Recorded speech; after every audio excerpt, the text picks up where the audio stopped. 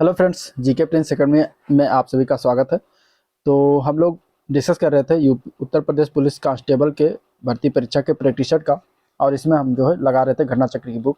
इसमें आज 6वां practice set होगा। इसके पहले 5 प्रैक्टिस सेट हो चुका है, जो कि चैनल पर अपलोड हो चुका है। तो जिन लोगों ने नहीं देखा वो वीडियो जाकर देखिए, उसका प्लेलिस्ट बना दिया है।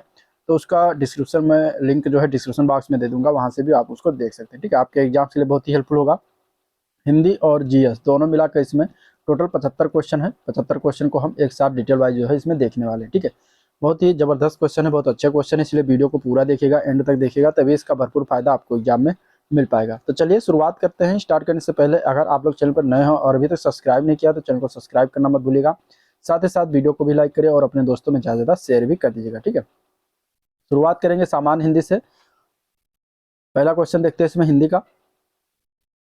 दिया गया है कि निम्नलिखित युग्मों में से कौन सा युग्म जो है गलत है इनमें से। ठीक है, अवधि दिया गया है पूर्वी हिंदी, ब्रजभाषा दिया गया है पश्चिमी हिंदी, भोजपुरी दिया गया है पूर्वी हिंदी, खड़ी बोली दिया गया है पश्चिमी हिंदी। इसमें से कौन सा एक युग्म जो है वो गलत ऑप्शन है, ये बताना है। ठीक है, तो इसका आंसर क्या हो जाएगा। तो गलत युग्म की अगर हम बात करेंगे तो गलत वो है जो सी पार्ट हो जाएगा। जो भोजपुरी पूर्वी हिंदी दिया गया है ये गलत है। भोजपुरी जो है पूर्वी हिंदी के अंतर्गत नहीं आता। भोजपुरी, मगही और मैथिली ये तीनों बोली जो है ये बिहारी हिंदी के अंतर्गत आता है। ठीक है, बिहारी हिंदी के अंतर्गत आता है, तो इसलिए गलत हो जाएगा। बाकी अवधि जो है पूर्वी हिंदी के अंतर्गत आता है, और ब्रज भाषा जो है वो पश्चिमी हिंदी के अंतर्गत आता है, खड़ी बोली जो है पश्चिमी हिंदी के अंतर्गत आता है। तो इस तरीके से आंसर आपका सी ऑप्शन है। नेक्स्ट क्वेश्चन देखेंगे। उच्चारण स्थान की दृष्टि से कौन सा विकल्प इसमें से सही रूप से लिखा हुआ है, शुद्ध लिखा हुआ है। सा दंत लिखा हुआ है, और ये वाला सा मूर्धन्य लिखा हुआ है, ये वाला सा तालब लिखा है, और चा जो है कंठ लिखा है। इसमें से कौन सा एक सही रूप से लिखा हो, बाकी सारे गलत हैं। तो इसमें अगर हम आंसर की बात करेंगे तो क्या आंसर हो जाएगा इसमें। ठीक है, तो देखिए सा जो पहला ऑप्शन लिखा हुआ है सा, ये सा जो है दंत वाला सा है, और ये जो है सही है, बाकी सारे गलत हैं। ठीक है, अगर हम कंठवर्ण की बात करेंगे तो कंठवर्ण कौन कौन से होता है। तो पहले तो कंठवर्ण में छोटा आ होता है, बड़ा आ होता है। इसके अलावा का वर्ग जितना है, यानी का गा घा अंगा ये होता है, और इसके अलावा हा और विसर्ग इसके अंतर्गत आता है। ठीक है, ये सभी कंठ वर्ण कहलाते हैं। इसमें देखिए चा जो दिया गया था वो कंठ वर्ण दिया गया था, इसीलिए जो है ये गलत था। फिर आता है तालब। तालब की अगर हम बात करेंगे तो तालब के अंतर्गत कौन कौन सा आता है। तालब वर्ण में छोटी ई आता है, बड़ी ई आता है। ठीक है, साथ ही साथ चा वर्ग आता है। चा वर्ग मतलब चा छा जा झा इया, ये सब तालब के अंतर्गत आते हैं। इसके अलावा ये वाला सा भी आता है इसी के अंतर्गत, और या आता है। तो इस तरीके से इतने वर्ण जो है ये सब तालब के अंतर्गत आते हैं। ठीक है, ये वाला सा इसमें तालब में नहीं आता। इसके बाद मूर्धन्य की अगर हम बात करें तो मूर्धन्य में कौन कौन से वर्ण आते हैं। तो मूर्धन्य में री आता है। ठीक है, री जो है मूर्धन्य वर्ण है। इसके अलावा टा वर्ग आता है, यानी कि टा ठा डा ढा अड़ा जो है ये टा वर्ग जो है कितने किस में आता है, ये मूर्धन्य होता है। ठीक है, इसके अलावा रा और इसके अलावा ये वाला सा इसमें आता है, ये मूर्धन्य होता है। ठीक है, तो इस ये चीजें याद रखिएगा।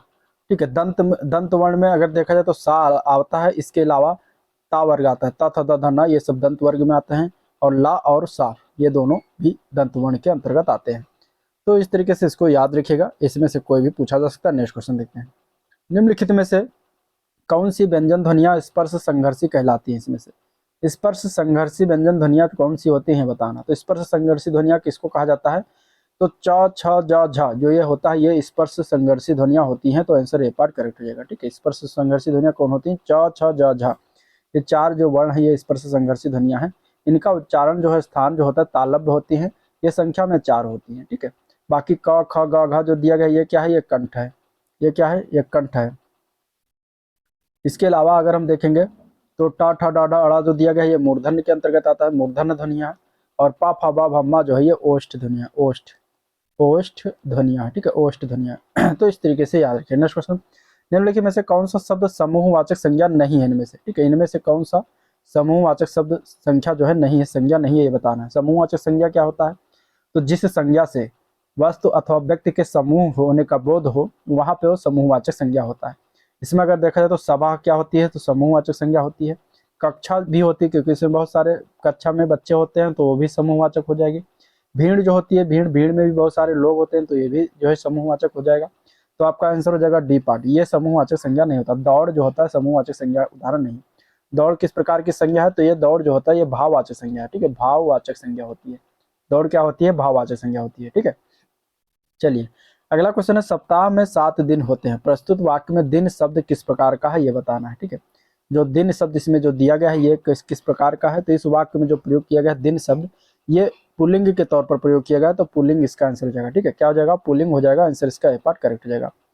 अगले क्वेश्चन की बात करेंगे तो उत्तम पुरुष सर्वनाम के भेद का प्रकार एक प्रकार कौन सा, उत्तम पुरुष सर्वनाम के भेद का एक प्रकार कौन सा इनमें से बताना है। ठीक है, तो देखिए अगर हम बात करेंगे उत्तम पुरुष जो होता है सर्वनाम के भेद का प्रकार, तो ये जो अगर देखा जाए पुरुषवाचक जो सर्वनाम होता है, पुरुषवाचक सर्वनाम के 3 भेद है। ठीक है, एक आता है उत्तम पुरुष, दूसरा है मध्यम पुरुष, तीसरा है अन्य पुरुष।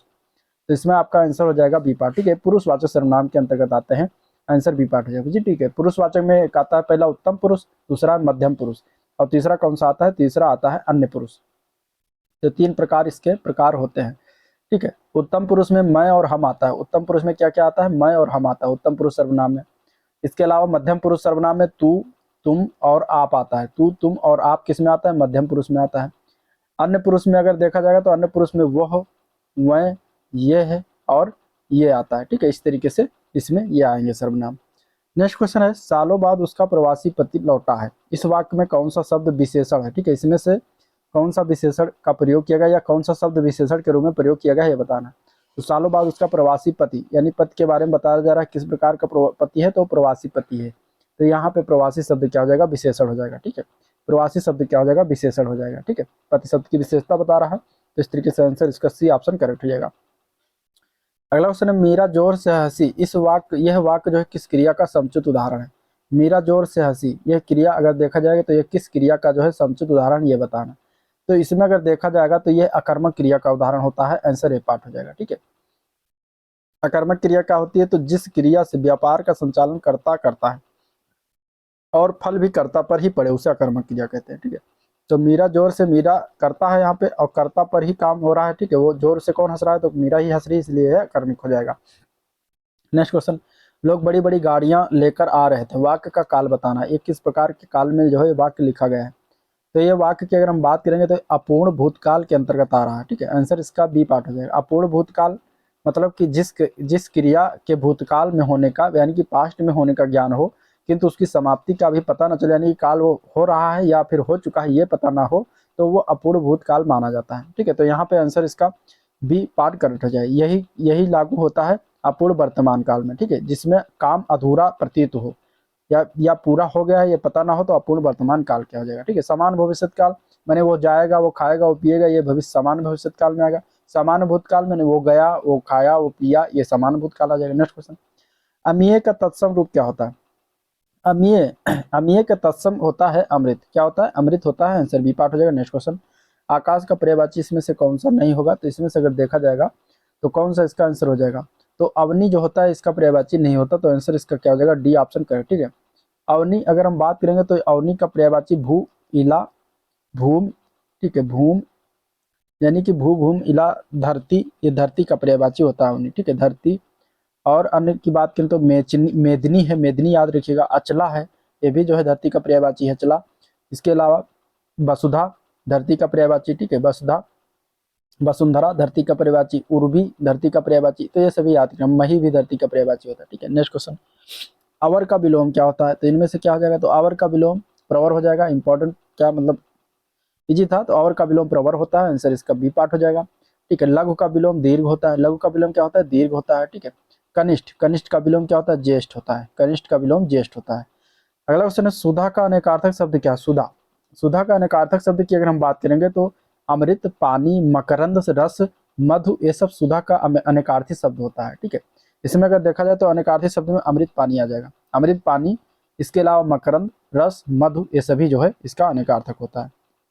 नेक्स्ट क्वेश्चन देखते हैं, जिसके पहले कोई आशा ना हो, जिसकी पहले से कोई आशा ना हो उसके लिए एक शब्द में क्या कहेंगे, तो जिसकी पहले से कोई आशा ना हो उसके लिए एक शब्द होता है अप्रत्याशित, क्या होता है, अप्रत्याशित होता है, आंसर इसका ये ऑप्शन करेक्ट हो जाएगा, अप्रत्याशित। ठीक है, जो आशा बढ़ाने वाला हो उसको हम आशाजनक कहते हैं, जो आशा बढ़ाता, और जो आशा के अनुसार हो उसको हम क्या कहेंगे, उसको हम कहेंगे प्रत्याशित। ठीक है, और जो आशा से अधिक हो उसे क्या कहेंगे, आशातीत कहेंगे।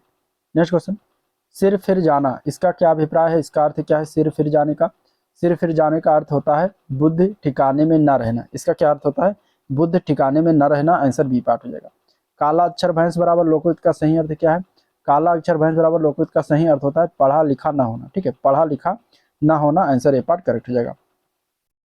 अगला क्वेश्चन है श्वेत और श्वेत का अर्थ क्या है, श्वेत और श्वेत, ठीक है, पहला वाला श्वेत लिखा है और लास्ट वाला श्वेत लिखा है, तो पहले वाले श्वेत का अर्थ होता है सफेद, क्या होता है, सफेद होता है, ठीक है, सफेद दो जगह हुआ है, ठीक है, सफेद, उजाला, धवल, शुभ्र, उज्ज्वल, ये सभी श्वेत के समानार्थी हैं।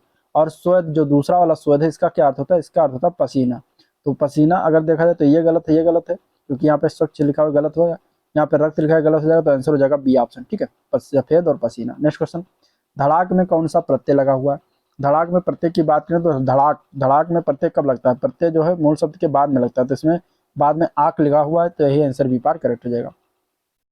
अगला क्वेश्चन है सख्यागमन का सही संधि विच्छेद क्या होगा, ठीक है, तो सख्यागमन का सही संधि विच्छेद अगर हम करेंगे तो सखी प्लस आगमन इसका होता है, यानी कि ई प्लस बड़ा आ मिलकर क्या बनता है, सख्यागमन बन जाता है, यानी कि या बन जाता है इस तरीके से यहाँ पे, तो ये आपका जो हो जाता है इसका संधि विच्छेद सखी प्लस आगमन हो जाता है, और ये एड़ संधि का उदाहरण है, किसका उदाहरण है, तो ये भी जान रखिएगा, एड़ संधि का उदाहरण, ठीक है, तो आंसर आपका इसमें ए पार्ट करेक्ट हो जाएगा, एड़ संधि का उदाहरण। नेक्स्ट क्वेश्चन, देशभक्ति में कौन सा समास है, देशभक्ति में समास की बात करें तो इसका समास विग्रह अगर करते हैं तो देश के लिए भक्ति, यानी कि अगर देखा जाए तो इसमें जो है के लिए जो लगा है, जब विग्रह करते हैं देश के लिए भक्ति लग जाता है, यानी कि के लिए लग जाता है, यहाँ पे इसमें देखा जाए तो तत्पुरुष समास का ये संप्रदान तत्पुरुष समास है, तो यहाँ पे आंसर आपका तत्पुरुष समास हो जाएगा, आंसर बी पार्ट करेक्ट हो जाएगा।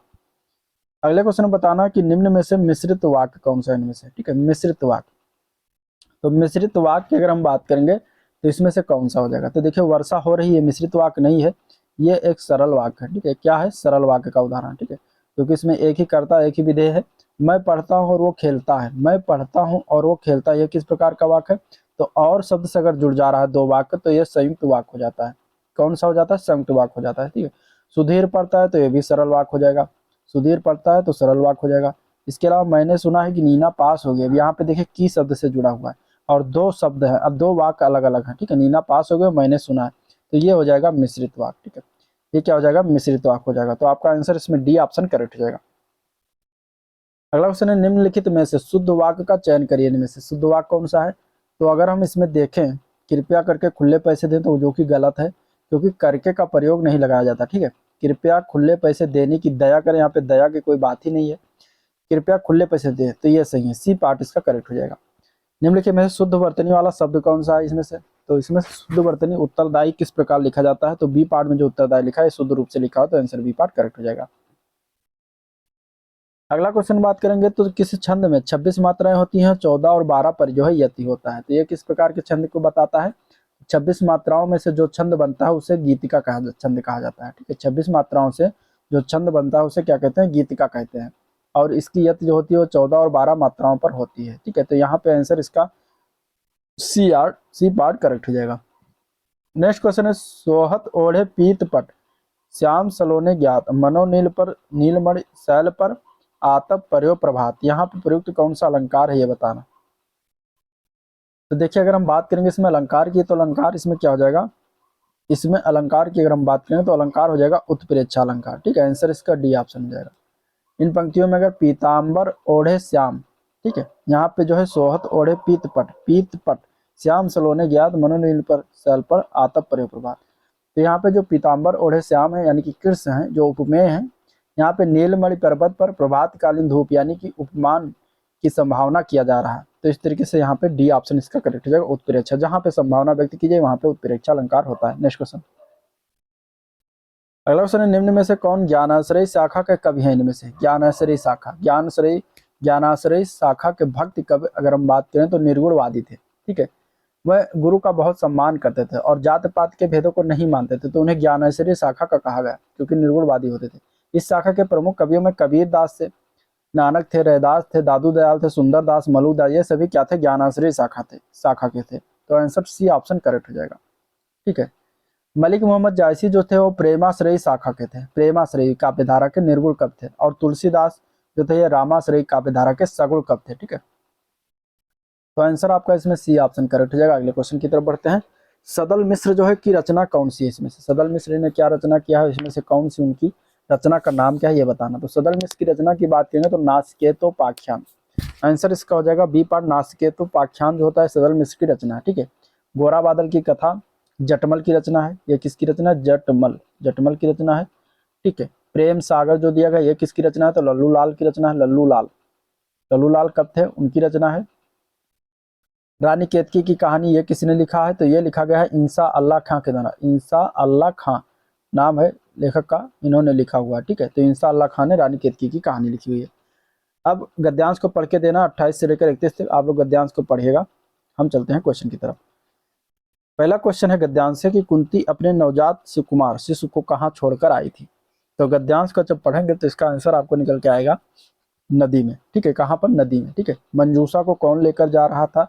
तो मंजूषा को जो है सेवक लेकर जा रहा था, ठीक है। राजा अधिरथ ने सेवकों को क्या आज्ञा दी थी? तो गद्यांश के अनुसार जब पढ़ेंगे तो मंजूषा को लाने की जो है आज्ञा दी थी। आंसर ए पार्ट करेक्ट हो जाएगा। चंपा नगरी के राजा किसके साथ गंगा स्नान करने आए थे? तो गद्यांश को जब आप पढ़ेंगे तो आपका आंसर निकल के आएगा राधा और सेवक के साथ, ठीक है। नेक्स्ट क्वेश्चन है दिए गए वाक्य का भाग जिसमें कोई त्रुटि दिया गया है। प्रतिभाशाली छात्रों ने विद्यालय का नाम रोशन किए, कोई त्रुटि नहीं। अब इसमें कहाँ पे गलती की गई ये बताना है, ठीक है। तो दिए गए वाक्य में अगर देखा जाए रोशन किए जो दिया गया है तीसरे पार्ट में, यहाँ पे जो है गलती किया गया है। इसके स्थान पर रोशन किया होना चाहिए था, ठीक है। रोशन किया होना चाहिए था यहाँ पे, क्योंकि अगर पूर्व वाक्य देखेंगे तो प्रतिभाशाली छात्रों ने विद्यालय का नाम रोशन किया, तो इस तरीके से गलती कहाँ पर है? तीसरे स्थान पर है। तो आंसर बी ऑप्शन करेक्ट हो जाएगा। अगला प्रश्न है निम्नलिखित प्रश्न में से दिए गए 4 विकल्पों में से उस विकल्प का चयन करें जो मुहावरे का अर्थ व्यक्त करता है। म्याऊ की ठौर पकड़ना, ये मुहावरा है, इसका अर्थ क्या हो? तो म्याऊ की ठौर पकड़ना का अर्थ देखा जाएगा तो जोखिम का कार्य करना। इसका आंसर क्या जाएगा? जोखिम का कार्य करना। आंसर डी ऑप्शन करेक्ट हो जाएगा, ठीक है। आंसर क्या जाएगा? डी ऑप्शन करेक्ट हो जाएगा, जोखिम का कार्य करना। नेक्स्ट क्वेश्चन, खड़ी हिंदी बोली की उत्पत्ति जो हुई है वो कहाँ से हुआ है ये बताना है। खड़ी बोली हिंदी की उत्पत्ति की अगर हम बात करेंगे तो खड़ी बोली यानी कि जिसको हम पश्चिमी हिंदी कहा जाता है, तो इसकी उत्पत्ति जो हुई है सौर सैनी अपभ्रंश से हुई है। तो आंसर इसका सी ऑप्शन हो जाएगा, सौर सैनी अपभ्रंश, ठीक है। खड़ी बोली ये कई अन्य नाम है, हिंदुस्तानी कहा जाता है इसको, कौरवी भी कहा जाता है, सर हिंदी भी कहा जाता है। तो इस तरीके से इसका आंसर हो जाएगा सी ऑप्शन करेक्ट, ठीक है। अब इसके बाद भगवत गीता का जो है संधि विच्छेद करना अगले क्वेश्चन में। भगवत गीता का संधि विच्छेद, तो देखिए अगर भगवत गीता का संधि विच्छेद करते हैं तो भगवत प्लस गीता हो जाता है, भागवत मतलब भगवत प्लस गीता हो जाता है, भगवत गीता हो जाने ता का यहाँ पे लोप हो जाएगा बाद में, तो वो जो बन जाता है भगवत गीता। आंसर इसका हो जाएगा सी ऑप्शन, भगवत प्लस गीता, ठीक है। ये व्यंजन संधि का उदाहरण है, ये व्यंजन संधि के अंतर्गत ये होता है काम। नेक्स्ट क्वेश्चन, सुमित्रा नंदन पंत को किस कृत पर जो है ज्ञानपीठ पुरस्कार मिला था? सुमित्रा नंदन को जो ज्ञानपीठ पुरस्कार दिया गया था वो उनकी कृति का नाम है चिदम्बरा। चिदम्बरा जब इन्होंने लिखा था तो उन्हीं पर जो है 1968 में ज्ञानपीठ पुरस्कार प्राप्त हुआ था। तो करेक्ट आंसर इसका क्या हो जाएगा? डी ऑप्शन करेक्ट हो जाएगा। अगला क्वेश्चन है हिंदी दिवस कब मनाया जाता है? हिंदी दिवस कब मनाते हैं? तो प्रतिवर्ष भारत में हिंदी दिवस 14 सितंबर को मनाया जाता है। 14 सितंबर इसका राइट आंसर हो जाएगा, बी पार्ट इसका करेक्ट हो जाएगा, ठीक है। अगला क्वेश्चन की बात करेंगे तो जुलाई 2023 में, ठीक है, जुलाई, अब ये करंट अफेयर्स मतलब जीएस के क्वेश्चन आएगा। जुलाई 2023 में Institute for Economics and Peace द्वारा 17वें वैश्विक शांति सूचकांक 2023 में भारत को कौन सा स्थान, माने कि वैश्विक शांति सूचकांक 2023 में भारत का स्थान कौन सा है, ये किसके द्वारा जारी किया जाता है, ये भी इंपॉर्टेंट है। तो Institute for Economics and Peace के द्वारा जारी किया जाता है, ये इंपॉर्टेंट है, याद रखिएगा।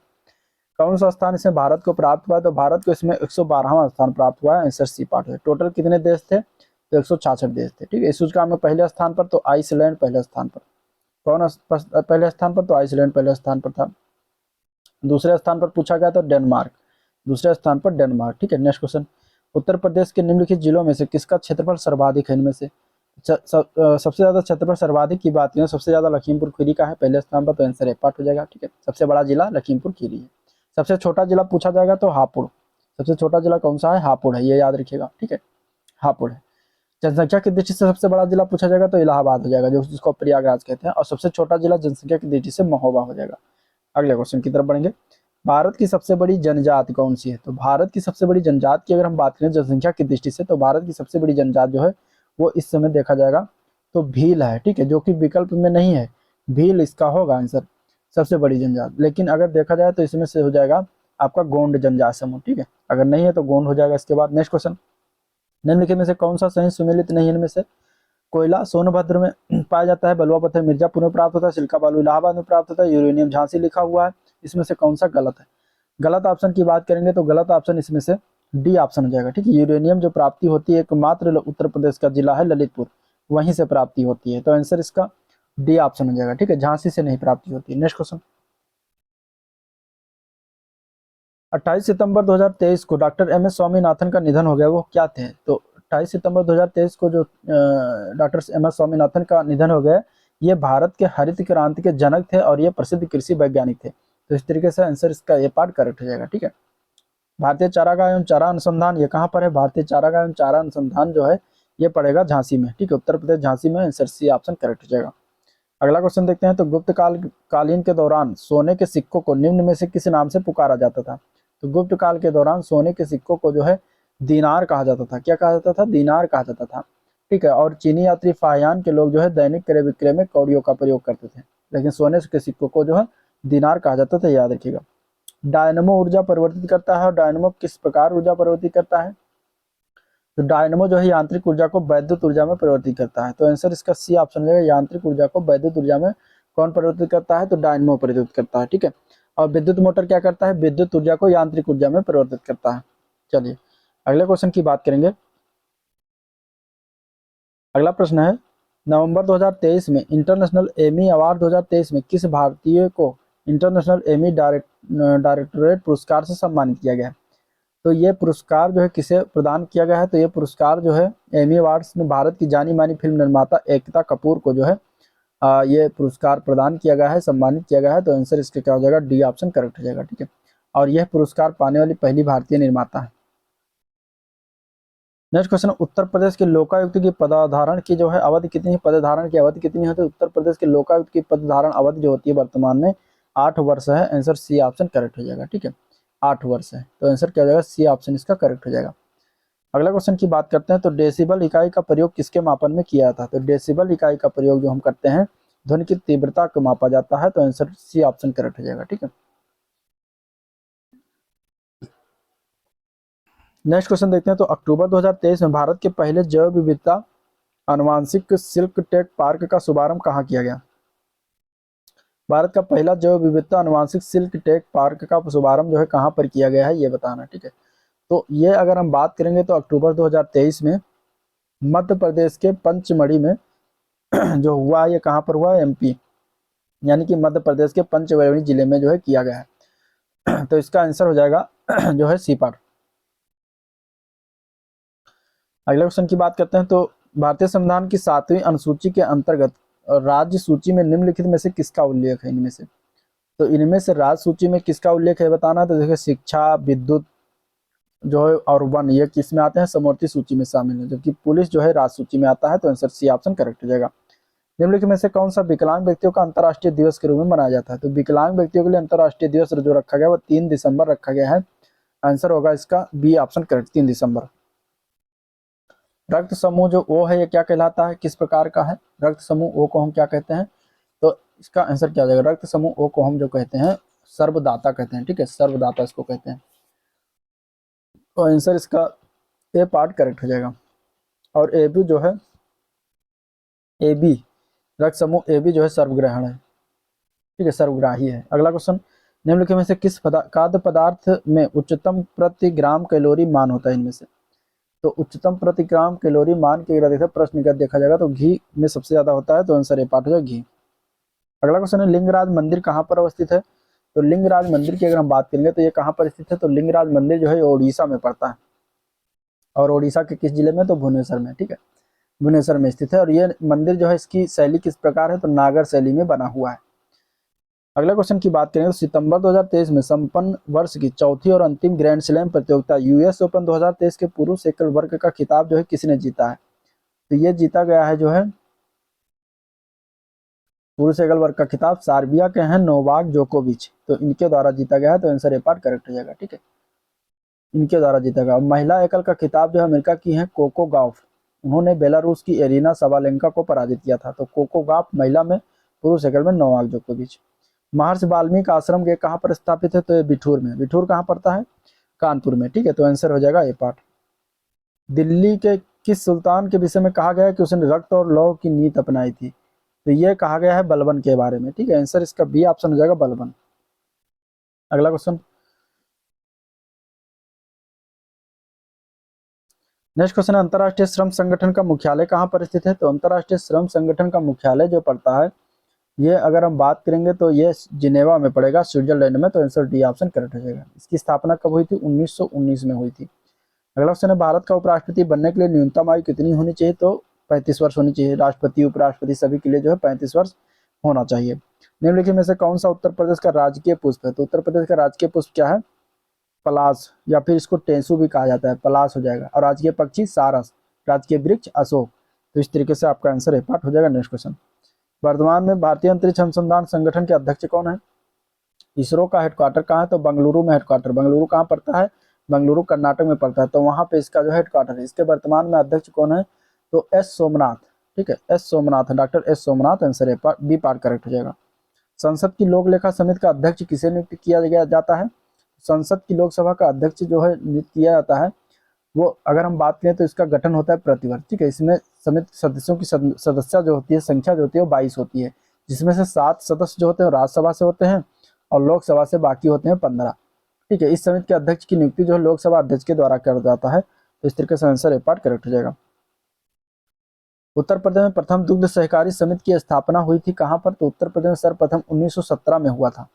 कहाँ पर हुआ था? तो 1917 में अगर हम बात करेंगे तो कटरा सहकारी दूध समिति इलाहाबाद, जिसको हम अब प्रयागराज कहते हैं। तो आंसर डी ऑप्शन करेक्ट हो जाएगा। उत्तर प्रदेश में सर्वाधिक साक्षरता प्रतिशत वाला जिला कौन सा है? तो सर्वाधिक साक्षरता परसेंटेज में अगर देखा जाएगा तो सर्वाधिक साक्षरता प्रतिशत में गौतम बुद्ध नगर आएगा। आंसर इसका जो है डी पार्ट हो जाएगा। 80.1% यहाँ पे साक्षरता दर है। ठीक है, उत्तर प्रदेश का राज्य चर्म विकास एवं विपणन निगम लिमिटेड ये कहाँ पर स्थित है? तो उत्तर प्रदेश का राज्य चर्म विकास एवं विपणन निगम जो है ये आगरा में स्थित है। आंसर ए पार्ट हो जाएगा आगरा। ठीक है, ऑपरेशन फ्लड, ऑपरेशन फ्लड निम्नलिखित में से किससे संबंधित? तो ऑपरेशन फ्लड की अगर हम बात करेंगे तो ये स्थित है, यह किससे संबंधित है? तो दुग्ध उत्पादन से संबंधित है। इसका आंसर हो जाएगा दुग्ध उद्योग से। ठीक है, टिटेनस का कारण होता है, टिटेनस जो है होता है ये किस कारण होता है? तो टिटेनस का कारण होता है क्लास्ट्रीडियम टिटेनी द्वारा प्रसारित होता है। ठीक है, क्लास्ट्रीडियम टिटेनी। तो आंसर इसका ए पार्ट करेक्ट हो जाएगा। ये एक प्रकार का जीवाणु है। निम्नलिखित में से गोरखपुर लिंक एक्सप्रेस वे से लाभान्वित जिला कौन सा नहीं है इनमें से? ठीक है, तो गोरखपुर लिंक एक्सप्रेस से लाभान्वित जिले गोरखपुर आता है, आजमगढ़ आएगा। ठीक है, गोरखपुर, आजमगढ़, संत कबीर नगर भी आता है और अंबेडकर नगर आता है। बस्ती जिला से संबंधित नहीं है। तो आपका आंसर डी पार्ट हो जाएगा। इसकी लंबाई है 91.3 किलोमीटर। भारत में सबसे पुरानी नदी घाटी परियोजना का नाम क्या है? तो अगर हम देखें दामोदर नदी घाटी, तो भारत सरकार की यानी सर्वप्रथम, भारत अगर स्वतंत्र भारत की सर्वप्रथम बहुउद्देशीय नदी घाटी परियोजना है ये। इसकी स्थापना 1948 में दामोदर नदी घाटी अधिनियम 1948 के अंतर्गत किया गया था। तो आंसर इसका क्या हो जाएगा? बी पार्ट करेक्ट हो जाएगा।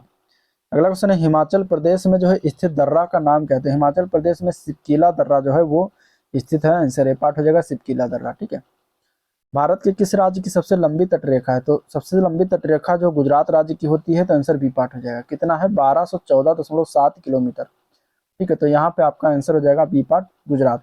और सबसे छोटा अगर देखा जाए तटरेखा में तो गोवा। ठीक है, सबसे छोटा किसकी है? गोवा की। नेक्स्ट क्वेश्चन है, प्लासी की लड़ाई किसके मध्य हुई थी? ठीक है, प्लासी की लड़ाई किस किस के मध्य हुई थी ये बताना है। तो प्लासी की लड़ाई जो हुआ था कब हुआ था? 1757 को। 1757 को जो हुआ था बंगाल के नवाब सिराजुद्दौला और अंग्रेज का सेनापति था रॉबर्ट क्लाइव, उसके बीच लड़ी गई थी। तो आंसर सी ऑप्शन इसका करेक्ट हो जाएगा। ठीक है, रविन्द्रनाथ टैगोर की गीतांजलि का किसका संग्रह है? तो रविन्द्रनाथ टैगोर की जो गीतांजलि है ये कविताओं का संग्रह है। तो यहाँ पे आंसर सी ऑप्शन है, इसमें कविता लिखी हुई है। ठीक है, तो आंसर इसका क्या हो जाएगा? सी पार्ट करेक्ट हो जाएगा। अगले क्वेश्चन की बात करेंगे तो गुजरात में साबरमती आश्रम की स्थापना गांधी जी ने किस वर्ष की थी? तो गुजरात में सत्याग्रह आश्रम की स्थापना की अगर हम बात करेंगे, सॉरी साबरमती आश्रम की स्थापना तो 1915 में। ठीक है, जो है कोचरम नामक स्थान किया था। तो ये अगर हम बात करेंगे तो सबसे पहले सत्याग्रह नाम से आश्रम के नाम से हुआ था। ठीक है, सत्याग्रह आश्रम के नाम से 1915 में जो है इसकी स्थापना किया गया था। बाद में अहमदाबाद के कोचरम नामक स्थान पर किया गया था ये। 1917 में क्या हुआ? 1917 में जो है इसको यह आश्रम साबरमती के किनारे वर्तमान स्थान पर लाया गया और तब से यह साबरमती आश्रम कहलाने लगा। तो अब यहाँ पे देखा जाए तो 1917 दिया गया है, तो इस तरीके से आंसर इसका बी पार्ट हो जाएगा। ठीक है, पहले जब यह हुआ था तो सत्याग्रह आश्रम के नाम से हुआ था और 1915 में अहमदाबाद में हुआ था। बाद में साबरमती आश्रम 1917 में इसको वहाँ पर स्थानांतरित कर दिया गया। तो इस तरीके से बी पार्ट करेक्ट हो जाएगा। उस्ताद जाकिर हुसैन का संबंध किस वाद्य विद्या से है? तो उस्ताद जाकिर हुसैन की अगर हम बात करेंगे तो ये तबला वादक हैं, आंसर बी पार्ट हो जाएगा। ठीक है। अगर हम बात करेंगे पंडित रविशंकर की तो सितार वादक थे, अमजद अली खान सरोद वादक और हरिप्रसाद चौरसिया जो है बांसुरी वादक है। तो इस तरीके से ये था ओवरऑल वीडियो जिसको हम लोगों ने देखा। इसकी अगर वीडियो पसंद आया तो लाइक करिए, चैनल को सब्सक्राइब नहीं किया अभी तक तो सब्सक्राइब करना मत भूलिएगा, साथ ही साथ अपने दोस्तों में शेयर भी कर दीजिएगा। ठीक है, और मिलते हैं इसके नेक्स्ट वीडियो में, तब तक के लिए थैंक यू।